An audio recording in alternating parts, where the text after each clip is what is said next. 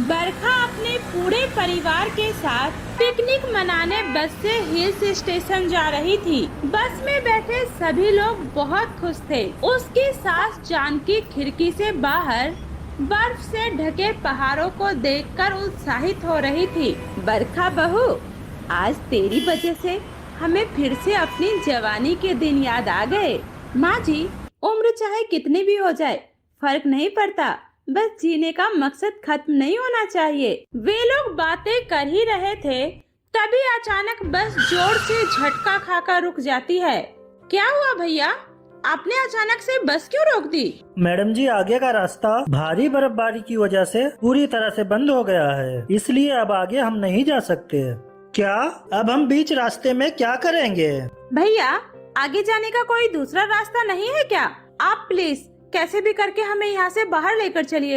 एक रास्ता तो है, लेकिन मैं उस रास्ते से जाने की सलाह नहीं दूंगा। क्यों भैया, आखिर ऐसा क्या है वहाँ? क्योंकि वो रास्ता घने जंगल से होके जाता है और लोग कहते हैं उस जंगल में एक काली चुड़ैल भटकती है, जो वहाँ जाने वाले लोगों को अपने जाल में फंसाकर उसका शिकार करती है। क्या काली चुड़ैल? हाँ बहन जी। भैया, क्या आपने उस काली चुड़ैल को अपनी आंखों से देखा है? देखा तो नहीं है, लेकिन लोगों से सुना जरूर है। भैया, तुम एक काम करो, हमें जंगल के रास्ते से ही ले चलो, हम यहाँ पर रुक नहीं सकते। लेकिन रमेश, अगर रास्ते में हमें सच में चुड़ैल मिल गई तो? बरखा, तुम भी ना, ये चुड़ैल उड़ैल कुछ नहीं होती, बस ये सब अफवाह है। तुमने सुना नहीं? अभी तक किसी ने उस चुड़ैल को देखा नहीं है, बस उसके बारे में सुना है। तुम चिंता मत करो, कुछ भी नहीं होगा। तो ठीक है, आप सब तैयार हैं तो हम जंगल वाले रास्ते से जाने की कोशिश कर सकते हैं। बस में बैठे कुछ लोग डर भी रहे थे, लेकिन वहाँ 2 दिनों तक फंसे रहने से बेहतर उन्हें अभी वहाँ से निकलना ही सही लगता है। ठीक है भैया, बस किसी तरह हमें यहाँ से निकाल दीजिए। ड्राइवर ने बस स्टार्ट की और उसे जंगल वाले रास्ते की ओर मोड़ दिया। धीरे धीरे बस घने जंगलों के बीच पहुंच गई। चारों तरफ ऊंचे ऊंचे पेड़ थे, आसमान काले बादलों से ढका हुआ था। जंगल में चारों तरफ सन्नाटा पसरा था। तभी अचानक बस के सामने एक बूढ़ी औरत आ जाती है। ड्राइवर किसी तरह बस को संभालते हुए जल्दी से ब्रेक लगाता है। ए बुढ़िया, तुझे दिखाई नहीं देता क्या? अभी तुम्हारी वजह से हम सबका एक्सीडेंट हो जाता। बस में बैठे सभी लोग घबरा जाते हैं और बाहर देखने लगते हैं। वो बूढ़ी औरत फटे हुए काले कपड़ों में थी। उसके आंखों पर काला चश्मा लगा था और हाथ में पुरानी लकड़ी की एक छड़ी थी। माफ करना बेटे, मुझे ठीक से दिखाई नहीं देता। बेटे, जरा मुझे यहीं आगे के गांव जाना है, कृपा करके मुझे आगे तक छोड़ दोगे? नहीं, हम तुम्हें इस बस में नहीं बैठा सकते, ये रिजर्व बस है, चलो साइड हटो। तभी बरखा और रमेश बस से नीचे उतर कर आते हैं। अरे भैया, आप इनसे इस तरीके से कैसे बात कर सकते हैं? एक तो ये बेचारी बूढ़ी है, ऊपर से इन्हें ठीक से दिखाई भी नहीं देता। बेचारी इस जंगल में अकेले क्या करेगी? अम्मा, आप हमारे साथ आइए। हाँ अम्मा, आप आइए, हम आपको आगे छोड़ देंगे। तुम लोग बहुत अच्छे हो और मुझे तुम जैसे ही अच्छे लोगों की जरूरत भी थी। मतलब ये, इस दुनिया में तुम जैसे ही लोगों की जरूरत है। बहुत बहुत शुक्रिया।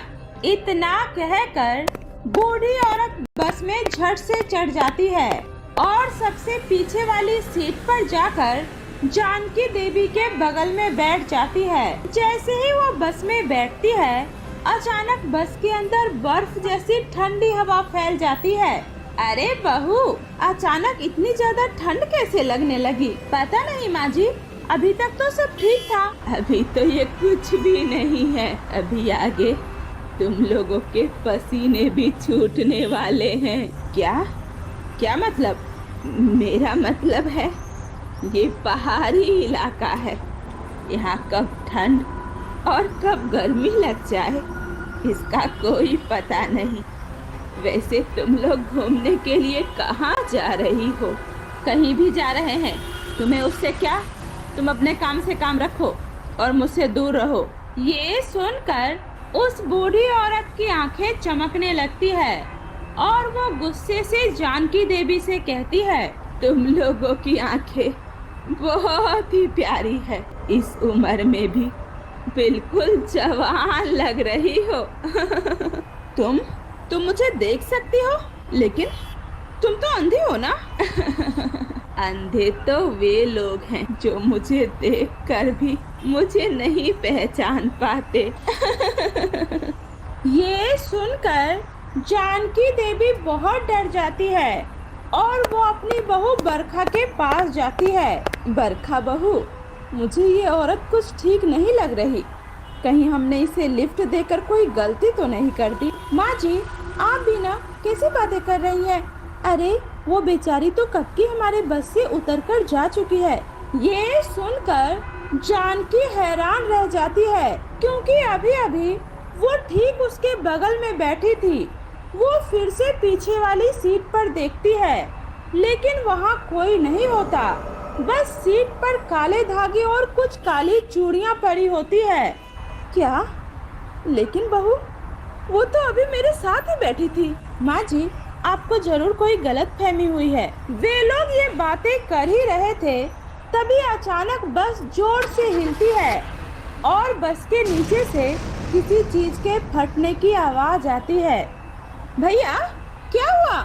लगता है टायर पंचर हो गया है। ड्राइवर बस को सड़क के किनारे रोक देता है।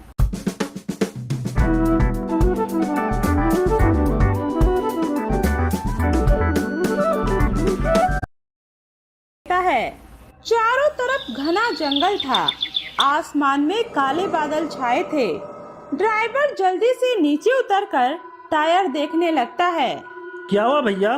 पता नहीं भाई साहब कैसे, लेकिन टायर में एक साथ कई सारी लोहे की कीलें धसी हुई है। जंगल के बीच सड़क पर इतनी सारी कीलें कहाँ से आ गई?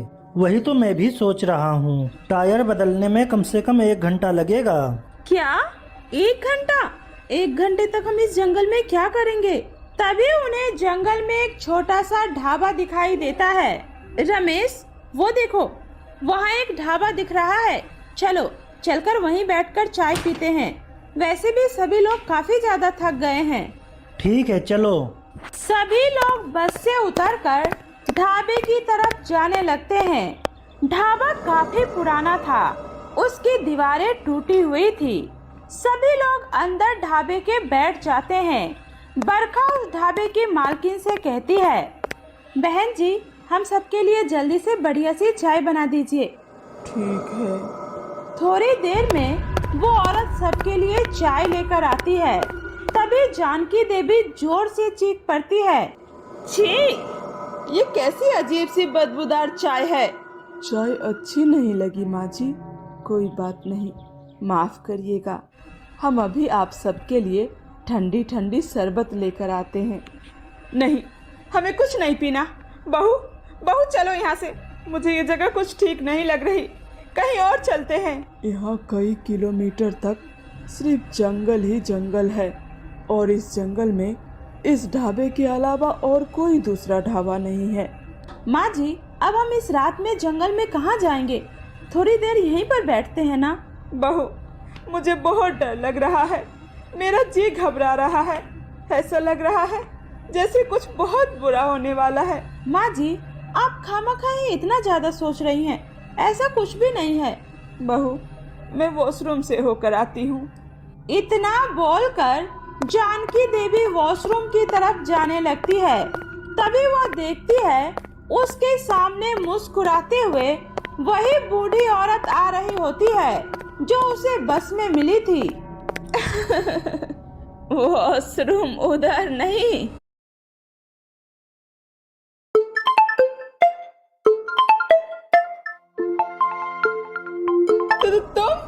तुम यहाँ क्या कर रही हो? इस जंगल में हर जगह मैं ही तो हूँ, ये जंगल मेरा है। कौन हो तुम? तभी वो बूढ़ी औरत हंसते हुए काली चुड़ैल में बदल जाती है। मैं इस जंगल की काली चुड़ैल हूँ, चुड़ैल, इस जंगल की मालकिन। तुम लोगों ने यहाँ आकर बहुत बड़ी गलती कर दी। अब तुम लोगों को मुझसे कोई नहीं बचा सकता, कोई भी नहीं, समझी? नहीं, तुम हमारा कुछ नहीं बिगाड़ सकती हो।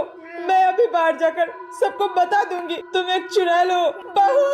बहू, बेटे, मेरी बात सुनो। जानकी देवी भागते हुए अपने परिवार के पास आती है तो देखती है उनका पूरा परिवार उस औरत का दिया हुआ शरबत पी रहा है।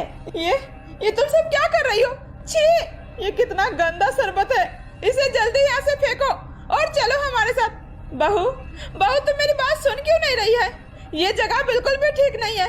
ये शरबत फेंको और चलो यहाँ से। इतना बोलकर जानकी शरबत का जार नीचे फेंक देती है। ये देखकर उसकी बहू बरखा गुस्से में अपनी सास को घूरने लगती है। बहू, क्या हुआ तुझे? तू मुझे ऐसे क्यों देख रही है? तेरी हिम्मत कैसे हुई बुढ़िया इस शरबत को हाथ लगाने की? दोस्तों, इस बुढ़िया ने हमारी पार्टी खराब की है। चलो इसे सबक सिखाते हैं। इतना बोलकर जानकी देवी का अपना परिवार ही उसे मारने के लिए उसकी तरफ आगे बढ़ता है। ये तुम लोगों को क्या हो गया है? होश में आओ। बहू, ये क्या कर रही हो? ये सब इसी काली चुड़ैल की वजह से हुआ है।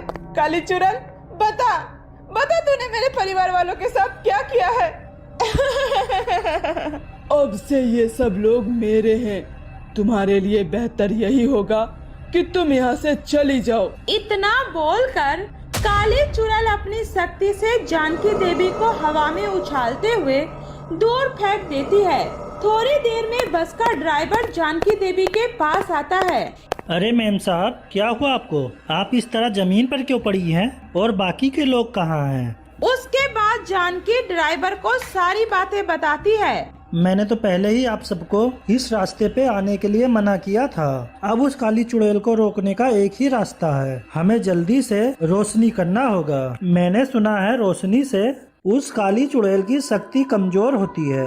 उसके बाद ड्राइवर और जानकी 2 मसाल लेकर उस ढाबे पर जाती है और मौका देखकर जानकी देवी उस जलते हुए मसाल को उस चुड़ैल की तरफ फेंक देती है। नहीं, तुम ऐसा नहीं कर सकती हो, ऐसा नहीं कर सकती हो। इतना बोलकर थोड़ी ही देर में काली चुड़ैल धुआं बनकर वहाँ से गायब हो जाती है। काली चुड़ैल के जाते ही सभी लोगों का सम्मोहन टूट जाता है और सब कुछ ठीक हो जाता है। उसके बाद ड्राइवर सबको जल्दी से बस में बैठाता है और फिर बिना रुके वो चलते रहता है और सुबह होने से पहले ही वे लोग उस जंगल से सही सलामत बाहर निकल जाते हैं।